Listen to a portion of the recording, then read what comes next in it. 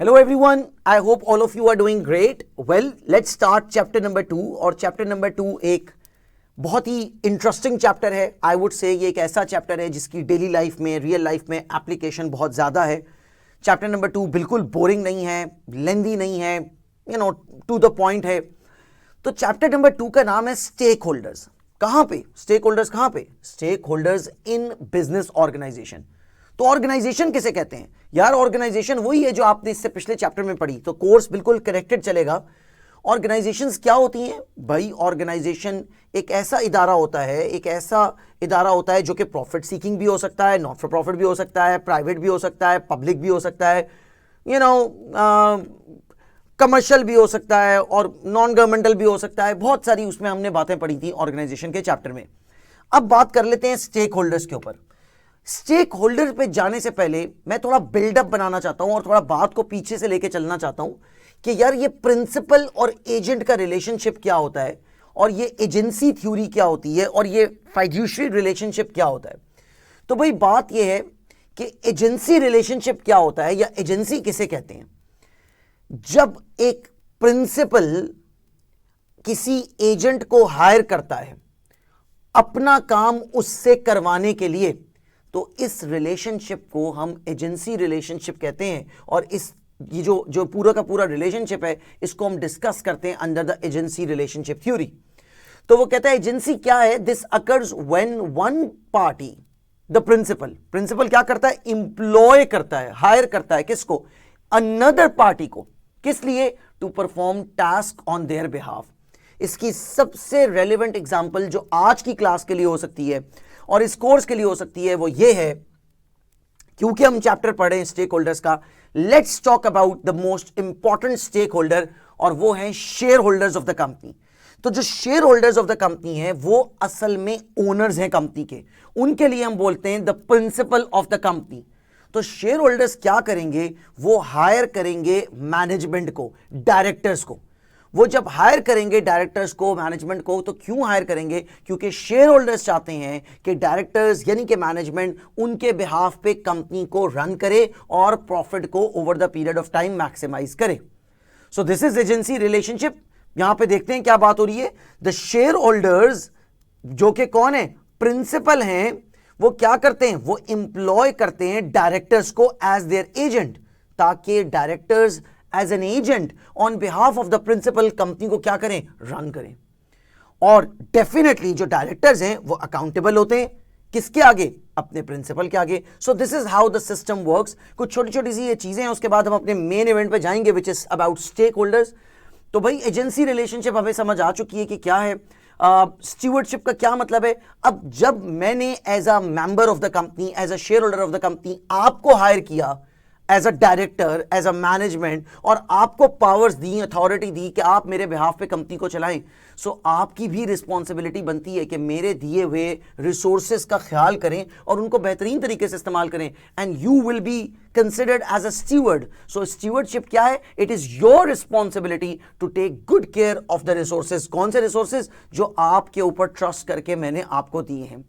तो स्टीवर्ड कौन है? It is a person interested with management of another persons property. तो अगर मैंने ट्रस्ट करके अपनी कंपनी, अपने शेयर्स आपके हवाले किए, अपनी इन्वेस्टमेंट आपके हवाले किए, तो आपके ऊपर मैं ट्रस्ट कर रहा हूं और आप कहलाएंगे स्टीवर्ड. और भी ये तो मैं जानबूझ के कॉर्पोरेट सेक्टर से एग्जांपल दे रहा था. अदरवाइज हम अगर डेली लाइफ में भी देखें तो इस तरह की बहुत सारी हमें प्रैक्टिकल एग्जांपल्स मिल जाती हैं जहां पे एजेंसी रिलेशनशिप है. So imagine I own a property जिसको मैं मे बी सेल करना चाहता हूं. मेरे लिए एक्स्ट्रा प्रॉपर्टी है, मैं उसको, एक कोई घर है, मैं उसको बेचना चाहता हूं.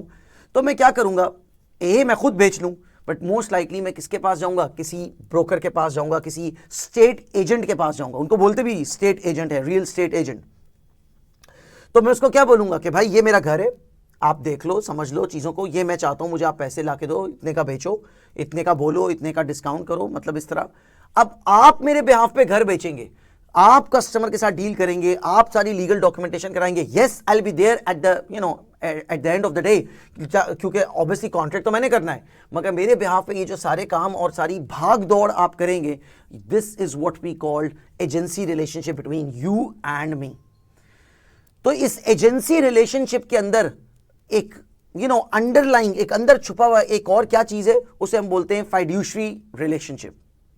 अब यार फाइड्यूशरी रिलेशनशिप का मतलब क्या है? इसका मतलब यही है कि जो प्रिंसिपल है, फॉर एग्जांपल शेयर होल्डर, उसने गुड फेथ में ट्रस्ट करके क्या किया है, डायरेक्टर्स को एंगेज किया है।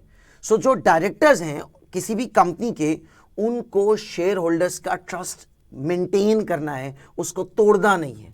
The directors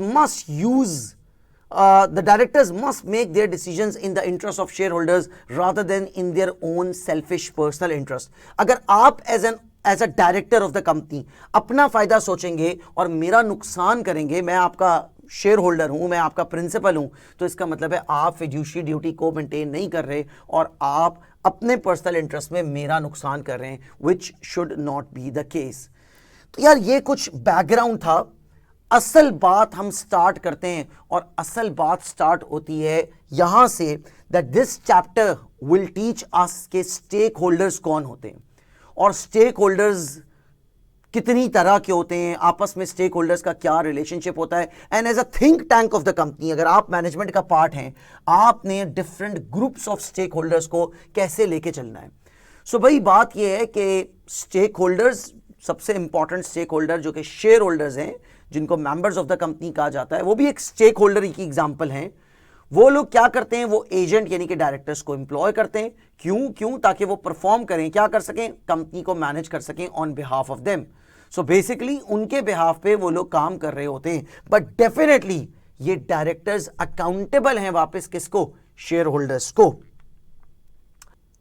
okay, now it's time for the most important part of the today's lecture, कि भाई ये स्टेक होल्डर है, होता क्या है यार। Stakeholder someone who holds a stake.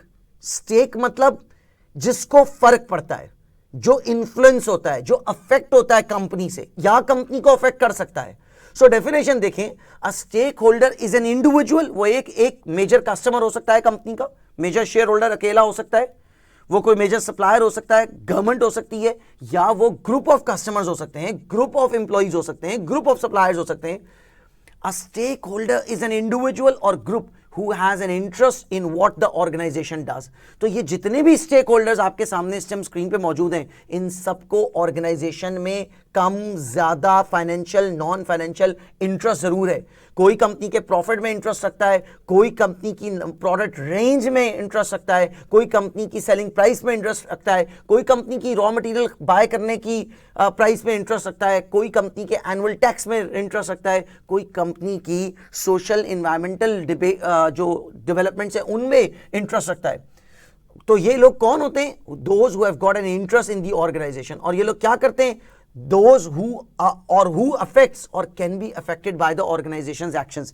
या तो ये ऑर्गेनाइजेशन को अफेक्ट कर सकते हैं या ये ऑर्गेनाइजेशन से अफेक्ट होते हैं, and it could be both.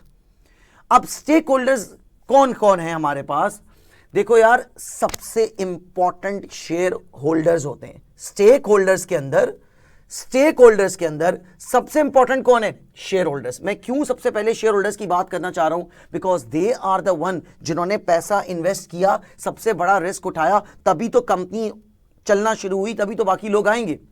अब शेयर होल्डर्स क्या करते हैं, वो अपने एजेंट को हायर करते हैं जो कि कहलाते हैं एम्प्लॉइज, और ये एम्प्लॉइज और मैनेजमेंट ये सब एजेंट हैं किसके, शेयर होल्डर के। मगर ये सब अपनी अपनी जगह स्टेक होल्डर्स भी हैं, क्योंकि अगर मैं कंपनी की टॉप मैनेजमेंट में हूं, आप कंपनी के लोअर लेवल ऑफ एम्प्लॉय में हैं फॉर एग्जांपल, तो यार हम सबको कंपनी से फर्क पड़ता है।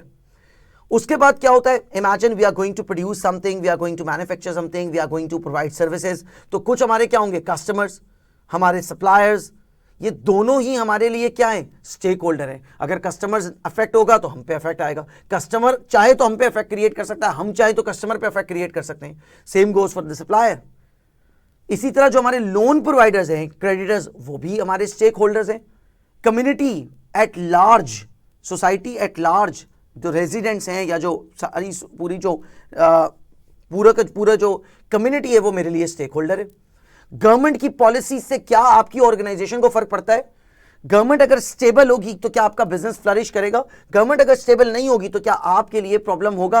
क्या आपको इंटरेस्ट रेट से फर्क पड़ता है जो कि गवर्नमेंट डिसाइड करती है? And the answers are yes. So imagine अगर आप एक ऑर्गेनाइजेशन हो और आप एक ट्रांसपोर्ट इंडस्ट्री में आप इंडिविजुअल कस्टमर्स के लिए गाड़ियां बनाते हो, लाइक आप ऐसी कार्स बनाते हो जो 1 से 2-4 लोगों के लिए नॉर्मल गाड़ियां जो होती हैं। आप जिस कंट्री में ऑपरेट करते हो वहां गवर्नमेंट एक्स्ट्राऑर्डिनरी मेजर्स ले रही है, हाई क्वालिटी पब्लिक ट्रांसपोर्ट की अवेलेबिलिटी मैसेस के लिए क्रिएट कर रही है, तो आपको क्या लगता है कि गवर्नमेंट की इन पॉलिसी से आपके बिजनेस को फर्क पड़ेगा? यस। अगर गवर्नमेंट ने एक्स्ट्राऑर्डिनरी फेयर मेजर्स लिए और पब्लिक ट्रांसपोर्ट की क्वालिटी, रिलायबिलिटी, पंक्चुअलिटी सबको सिग्निफिकेंटली इंप्रूव कर दिया, not only across the cities बल्कि inter city as well, I think आप अगर इंडिविजुअल कार मैन्युफैक्चरिंग कंपनी हो, सेलर हो, आपको फर्क पड़ता है गवर्नमेंट की पॉलिसी से। General public, wider world society, इन सब चीज़ों से भी आपको फर्क पड़ता है कि ओवरऑल पब्लिक क्या सोच रही है। बहुत सारे लोग जो आपके कस्टमर नहीं भी होते मगर वो प्रेशर ग्रुप्स क्रिएट करते हैं, इन्फ्लुएंस करते हैं। इन्वायरमेंटल चेंजेस, अगर आप फॉर एग्जांपल ऐसी कंपनी हो जो सिर्फ और सिर्फ लेदर जैकेट्स बेचती है और अगर इन्वायरमेंटल चेंजेस आती हैं और आपके कंट्री में विंटर्स बढ़ जाती हैं या विंटर्स बहुत सिग्निफिकेंटली कम हो जाती हैं उनका स्पैन, तो आई थिंक आपके बिजनेस को फर्क पड़ेगा। इसी तरह वाइल्ड लाइफ, एनिमल प्रोटेक्शन, ये सब चीज़ों से भी ऑर्गेनाइजेशन को फर्क पड़ता है। और याद रहे, आपने as a company future generations की नीड्स एंड वांट्स पे कॉम्प्रोमाइज नहीं करना, आपने अपनी करंट जनरेशन की नीड्स एंड वांट्स को पूरा करना है, बिल्कुल करें, मगर this is what sustainable development is. Future generations भी आपके लिए स्टेक होल्डर है। अब ये जितने ढेर सारे स्टेक होल्डर्स आपने पढ़े सभी इंपॉर्टेंट है। हम डिवाइड करते हैं इन स्टेक होल्डर्स को मुख्तलिफ कैटेगरीज में, and this is very interesting. सबसे पहले सबसे important, internal stakeholders. Internal stakeholders में कौन आ जाते हैं? जैसे कि इंप्लॉइज, डायरेक्टर्स। फिर आ जाते हैं एक्सटर्नल स्टेक होल्डर्स जैसे कि environment, future generations, wider community.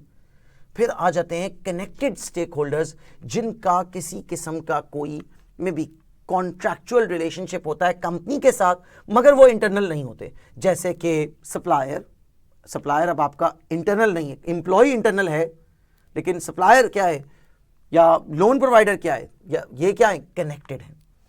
तो बात करते हैं थोड़ी डिटेल में इंटरनल, एक्सटर्नल और कनेक्टेड पे। Let's start with the easier one. तो अगर आप कंपनी के एम्प्लॉय हैं, चाहे मैनेजर हैं, चाहे डायरेक्टर हैं, आप क्या हैं? आप सब स्टेक होल्डर्स हैं, मगर कौन से स्टेक होल्डर्स हैं? आप लोग इंटरनल स्टेक होल्डर्स हैं। These are any stakeholders that are within the organisation itself. बिल्कुल आप देख सकते हैं ये तीनों लोग ऑर्गेनाइजेशन के अंदर के ही लोग हैं, एम्प्लॉइज हैं, पेरोल के ऊपर हैं कंपनी के। Their objectives are likely to have a strong influence on how it is run. ये सब लोग यही चाहेंगे कि कंपनी किस तरह से चलाई जाए उसमें इनकी से और इनकी बात की बहुत अहमियत होनी चाहिए और इनका नुकसान नहीं होना चाहिए। ये तो यही करेंगे। इंटरनल के बाद बात कर लेते हैं एक्सटर्नल की। बल्कि बात पहले कर लेते हैं कनेक्टेड की। कनेक्टेड लोग वो हैं जो कि इंटरनल के साथ साथ इंपॉर्टेंट हैं लेकिन ये शायद कंपनी के पेरोल पे नहीं है। ये कौन लोग हैं?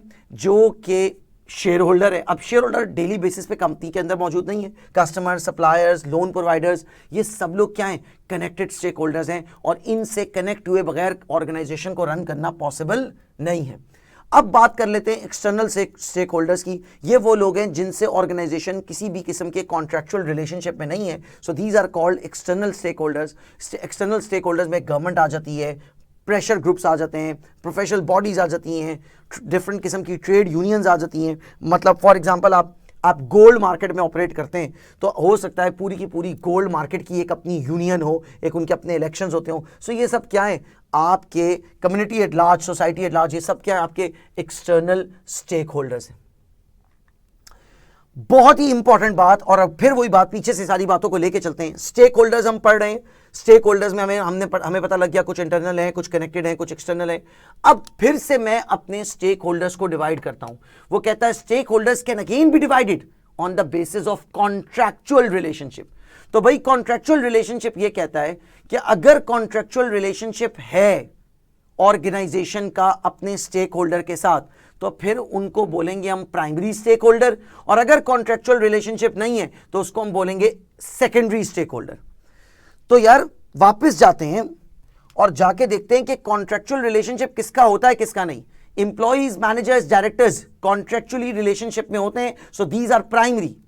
Share holders, customer, supplier, loan provider के साथ भी कॉन्ट्रेक्चुअल रिलेशनशिप होता है, so these are also primary stakeholders. लेकिन एक्सटर्नल स्टेक होल्डर्स के साथ कंपनी का कोई कॉन्ट्रेक्चुअल रिलेशनशिप नहीं होता, जिस तरह का इनके साथ होता है डेली बेसिस पे, मंथली बेसिस पे, और मॉनेटरी टर्म्स को देखते हुए, और टर्म्स एंड कंडीशंस और ट्रेड हो रहा होता है। इसलिए जो एक्सटर्नल स्टेक होल्डर्स हैं वो किस में फॉल करेंगे? सेकेंडरी स्टेक होल्डर्स में। So these are your primary stakeholders. Definitely इनकी इंपॉर्टेंस फार मोर है बनिस्बतन हमारे सेकेंडरी स्टेक होल्डर्स के। ओके, तो भाई क्या स्टेक होल्डर्स सबके सब at the same time happy रखे जा सकते हैं? Not really. क्या ऐसा हो सकता है कि आप एज अ मैनेजिंग डायरेक्टर एक डायलेमा फेस करें and it's called stakeholder conflict. Stakeholder conflict का मतलब यह कि व्हाट इफ तमाम कस्टमर्स चाहते हैं आपकी प्रोडक्ट की प्राइस कम से कम और क्वालिटी ज्यादा से ज्यादा हो, लेकिन प्राइस को कम और क्वालिटी को ज्यादा करने में आपको प्रॉफिटेबिलिटी पे कॉम्प्रोमाइज करना पड़ेगा। क्या प्रॉफिटेबिलिटी पे कॉम्प्रोमाइज शेयर होल्डर चाहेगा? Not really. सो इसका मतलब है कि ऐसा हो सकता है कि कोई से 2 या 4 या 3 मुख्तलिफ ग्रुप ऑफ स्टेक होल्डर्स के इंटरेस्ट में क्या आ जाए? कॉन्फ्लिक्ट आ जाए। फॉर एग्जाम्पल कस्टमर चाहता है कि बेहतरीन क्वालिटी की प्रोडक्ट या सर्विस हो, लेकिन शेयर होल्डर चाहता है कि डिविडेंड ज्यादा से ज्यादा हो। ये दोनों चीजें साइमल्टेनियसली करना at least in the short term बहुत मुश्किल है। फॉर एग्जाम्पल मैनेजर चाहता है कि उसको ज्यादा से ज्यादा सैलरी और ग्रोथ मिले, लेकिन शेयर होल्डर चाहता होगा कि नॉमिनल से नॉमिनल, कम से कम अमाउंट में, मिनिमल से मिनिमल अमाउंट में एक बेहतरीन मैनेजर उनको मिल जाए जो अच्छे से अच्छा काम करके दे। सो इसका मतलब है different kinds of stakeholders में कॉन्फ्लिक्ट्स होना बड़ी नॉर्मल बात है। इवन इंप्लॉइज और उनके managers, these are two employees और थोड़ी सीनियर टॉप मैनेजमेंट, इनमें भी कॉन्फ्लिक्ट होता है। इंप्लॉइज को लगेगा सीनियर मैनेजमेंट इतना काम नहीं करी जितने पैसे ले रही है, सीनियर मैनेजमेंट को लगेगा कि इंप्लॉइज काम नहीं कर रहे जितना हम उनको वेज दे रहे हैं। So there is going to be a conflict. Senior management को लगेगा हमें बोनस कम इशू करना चाहिए, जो इंप्लॉइज जो जूनियर मैनेजमेंट उनको लगेगा कि बोनस ज्यादा इशू होना चाहिए। देखिए ये कॉन्फ्लिक्ट इतना ऑब्वियस क्यों है या इतना नेचुरल क्यों है? क्योंकि डिफरेंट स्टेक होल्डर्स की जो नीड्स हैं वो भी डिफरेंट है, और क्या वो स्टेक होल्डर सेटिस्फाइड है या नहीं, इसको मेजर करने का तरीका भी डिफरेंट है। अब अगर इंप्लॉइज हैप्पी हैं तो स्टाफ टर्नओवर कम होगा, अगर शेयर होल्डर्स हैप्पी हैं तो स्टाफ टर्नओवर से उसका शायद ताल्लुक नहीं है, उसका ताल्लुक प्रॉफिटेबिलिटी की रेशियोज जैसे कि gross profit margin, net profit margin से। अगर पेबल्स हैप्पी हैं तो payable days, payable payment period, ये फॉर्मूला आप अपने कोर्स F2 और F3 दोनों में पढ़ेंगे कि ऑन एन एवरेज कितने डेज में तुम अपने पेबल्स को पे कर देते हो। जितने डेज ये ज्यादा है इसका मतलब है उतना ज्यादा टाइम तुम लगाते हो अपने पेबल्स को पे करने में। तो पेबल डेज जरूरत से ज्यादा होने का मतलब है आपकी वजह से आपके पेबल डेज ज्यादा आ रहे हैं, पर आपकी वजह से आपका पेबल तंग हो रहा है क्योंकि उसको उसका पैसे नहीं मिल रहे। इसी तरह गवर्नमेंट, हो सकता है गवर्नमेंट को इतना फर्क ना पड़ रहा हो आपके प्रॉफिटेबिलिटी की रेशियोज या पेबल डे से, वो हो सकता है उनका कंसर्न एनवायरमेंटल इश्यूज हो तो वो देखेंगे कि आपने पोल्यूशन को कंट्रोल किया या नहीं किया। सो जब तमाम स्टेक होल्डर्स की मोर और लेस नीड्स डिफरेंट हैं, तमाम स्टेक होल्डर्स की जब परफॉर्मेंस को मेजर करने के टूल्स डिफरेंट हैं, तो उनमें आपस में कॉन्फ्लिक्ट आना तो बड़ी कॉमन और बड़ी ऑब्वियस बात है। एक को हैप्पी करने के चक्कर में दूसरा अनहैप्पी हो जाएगा। इन तमाम मसाइल का हल है, बस आखिरी टॉपिक है इस चैप्टर का, और तमाम मसाइल का हल है कि मेंडलो का एक बनाया हुआ पावर इंटरेस्ट मैट्रिक्स है। पावर इंटरेस्ट मैट्रिक्स का मतलब क्या है? आपने यहां पे रखा पावर को और आपने कहा यार अब किसी स्टेक होल्डर की पावर हाई और किसी स्टेक होल्डर की पावर क्या हो सकती है? लो। और किसी स्टेक होल्डर का इंटरेस्ट क्या हो सकता है? हाई, और किसी स्टेक होल्डर का इंटरेस्ट क्या हो सकता है? लो। तो as a result of this model the Mendelow's matrix model और पावर इंटरेस्ट मैट्रिक्स, 4 चीजें सामने आ रही हैं, ए बी सी डी, जो भी आप नाम कर दें। इन 4 में से 2 बातें तो बहुत आसान है, स्ट्रेट फॉरवर्ड है। अब वो स्ट्रेट फॉरवर्ड और आसान बातें क्या है? अगर कोई ऐसा स्टेक होल्डर है जिसकी पावर भी हाई है और उसका इंटरेस्ट भी हाई है, यानी कि मेरे इस फ्रेमिंग के अकॉर्डिंगली वो डी में फॉल करता है। अगर हाई पावर है और हाई इंटरेस्ट है तो फिर क्या होगा भाई? अगर हाई पावर है और हाई इंटरेस्ट है तो अभी इस वक्त वो सेगमेंट डी में फॉल करता है और उसको मैं बोलूंगा की प्लेयर। एग्जाम में आपको क्वेश्चन आएगा, वो एक कहानी बनाएगा और बोलेगा कि तुम्हें ये कौन सा स्टेक होल्डर लग रहा है। की प्लेयर वो होता है जिसके पास एक्स्ट्रा ऑर्डिनरी हाई पावर्स होती हैं और उसका ऑर्गेनाइजेशनल एक्टिविटीज में इंटरेस्ट भी एक्स्ट्रा ऑर्डिनरी हाई होता है। इसीलिए हम उनको की प्लेयर्स बोलते हैं, बिकॉज की player, the name speaks for itself. आप की प्लेयर को ऑफेंड, नाराज नहीं कर सकते। की प्लेयर कौन सा है? एक इंडिविजुअल कस्टमर नहीं, एक मेजर कस्टमर। बहुत सारे सप्लायर्स में से एक सप्लायर नहीं, एक major supplier, major shareholder, major customer. तो ये लोग क्या कहलाते हैं?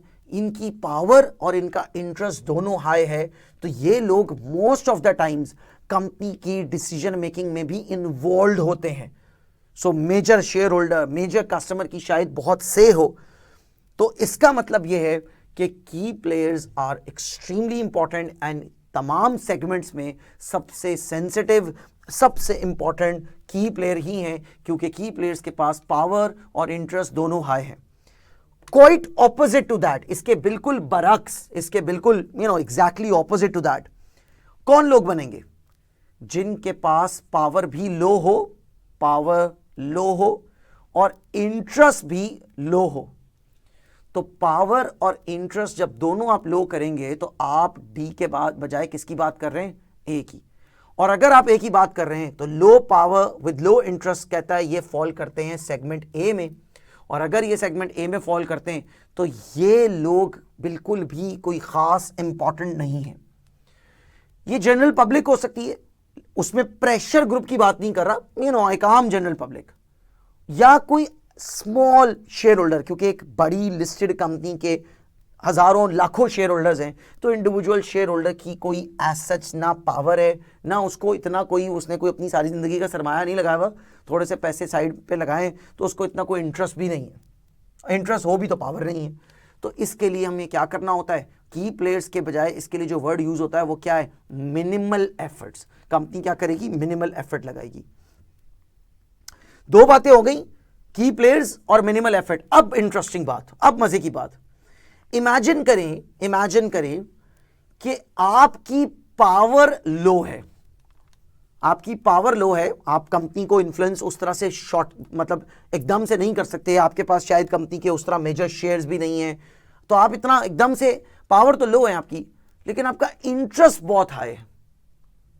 अगर आपका इंटरेस्ट बहुत हाई है, मुझे ये डर लगेगा यार कहीं तुम लोग मिलजुल के कहीं पावर ना ले लो, कहीं जो पावर वाले लोग हैं, क्योंकि तुम्हारा इंटरेस्ट आए, कहीं तुम उनको ना इन्फ्लुएंस करना शुरू कर दो। तो अभी एज ऑफ नाउ मेरी जो स्टोरी बनाई हुई है उसमें क्या है कि आपका इंटरेस्ट हाई है लेकिन आपकी पावर क्या है? लो है।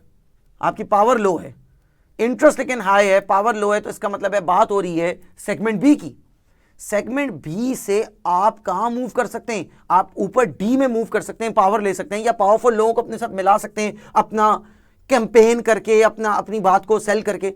इसलिए मैं आपको क्या करूंगा, क्योंकि आपका इंटरेस्ट है, मैं अपनी चीजों के बारे में आपको बताता रहूंगा वक्तन फवक्तन। I will keep you informed, keep informed. जिनका इंटरेस्ट है उनको क्या रखेंगे हम? इन्फॉर्म्ड रखेंगे। और अब आखिरी बात कर लेते हैं, अगर आपकी पावर क्या है, अगर आपकी पावर हाई है मगर अब आपका इंटरेस्ट लो है, तो क्योंकि आपकी पावर हाई है और बेशक हाई लेवल ऑफ पावर है मगर आपकी इंटरेस्ट लो है, तो अब मैं क्या करूंगा? मैं आपको सेटिस्फाइड रखूंगा। तो ये लोग कहां पे आएंगे? High power, high power, power is high, तो ये, और लेकिन इंटरेस्ट इज लो, तो ये आएंगे सी को पढ़ लेते हैं पहले। वो कहता है stakeholders in segment C must be treated with care. आपने इनको क्या रखना है? सेटिस्फाइड रखना है। क्यों सेटिस्फाइड रखना है? क्योंकि उनका इंटरेस्ट तो नहीं है लेकिन पावर है, तो आप नहीं चाहते कि वो खराब हो और एकदम से वो उनका इंटरेस्ट बन जाए। वो कहता है ये कौन लोग हैं, हाई लेवल ऑफ पावर है लेकिन इंटरेस्ट लो है। आपने क्या करना है, in with while often passive, इनको इतना फिक्र नहीं होती, इनको इतना परवाह नहीं होती, मगर ये केपेबल हैं कहां जाने के लिए, इंटरेस्ट हाई। कोई हो सकता है सोशल मीडिया में कोई ऐसी न्यूज आ जाए, कोई कंपनी के खिलाफ ऐसा कोई स्कैंडल सामने आ जाए, कोई ऐसा प्रेशर ग्रुप सामने आ जाए कि ये अचानक से इंटरेस्ट कंपनी में लेना शुरू कर दें। So therefore you need to keep them satisfied. ये usually large institutional stakeholders और शेयर होल्डर्स होते हैं जो कि इस कैटेगरी में फॉल कर रहे होते हैं। इनके पास पावर तो बहुत होती है लेकिन इनके पास इतनी सारी इन्वेस्टमेंट्स और इन्होंने डाइवर्सिफाइड जगहों पे इन्वेस्ट किया होता है, इनको फर्क नहीं पड़ रहा होता। I think let's move to the last category जिसमें थोड़ी बात हम पहले भी कर चुके हैं कि अब हाई पावर नहीं, let's talk about low power. और लो पावर है मगर इंटरेस्ट बहुत हाई है। ये कौन है, ये सेगमेंट बी के लोग हैं। इनकी इतनी एज सच कोई एबिलिटी नहीं है क्योंकि पावर नहीं है कि वे इन्फ्लुएंस कर सकें, कंपनी की स्ट्रैटेजी को चेंज कर सकें। ये लोग लेकिन पावर गेन कर सकते हैं, बार बार कह रहा हूं, हाई लेवल ऑफ इंटरेस्ट की वजह से ये पावर गेन कर सकते हैं, लॉबी करके, लोगों को मिला के, कैंपेन करके, प्रेशर ग्रुप्स क्रिएट करके। तो आपने इनको पहले से क्या रखना होता है, इन्फॉर्म्ड रखना होता है। सो हाई लेवल ऑफ इंटरेस्ट है तो इन्फॉर्म्ड रखो, हाई लेवल ऑफ पावर है तो सेटिस्फाइड रखो। ओके, तो ये कम्युनिटी के रिप्रेजेंटेटिव्स हो सकते हैं, चैरिटीज हो सकती हैं, कोई एनजीओज हो सकती हैं, इस तरह के लोग हो सकते हैं। Last but surely not the least, a single stakeholder map is unlikely to appropriate for all. हर सिचुएशन में ये मैप क्लिक नहीं करता है क्योंकि बाज़ोकात एक ग्रुप, एक स्टेक होल्डर का ग्रुप बी से सी या सी से डी या ए से डी में मूव करता है। सो हमें यह देखना पड़ता है कि कौन से स्टेक होल्डर की क्या पावर्स हैं, क्योंकि कल को वो अपनी पोजीशन चेंज भी कर सकता है। हो सकता है आज आपके पास पावर्स नहीं है, कल को आप लॉबी करके और लोगों को मिला के सोशल मीडिया कैंपेन करके पावर हासिल कर लें। सो एक अच्छी स्मार्ट ऑर्गेनाइजेशन अपने तमाम स्टेक होल्डर्स को साथ लेके चलती है। हाँ, प्रायोरिटाइज करना पड़ता है क्योंकि कॉन्फ्लिक्ट्स आते हैं। So this is it. This was your chapter number 2, which is about stakeholders. Once you are done with this chapter, once you are done with this lecture, खुद बहुत सारी रीडिंग करो, इंपॉर्टेंट वर्ड्स को समझो। Future में तमाम ACCA में, आगे AA में, SBL में, बहुत सारे पेपर्स में आपको ये चीज़ें काम आएंगी। Once you are done with this chapter, आप इसकी खूब सारी रीडिंग जब कर लोगे तो फिर उसके बाद आपने इसके एग्जाम किट के क्वेश्चंस खुद सॉल्व करने। जब आप वो खुद सॉल्व कर लोगे तो उसका लेक्चर अटेंड करना है।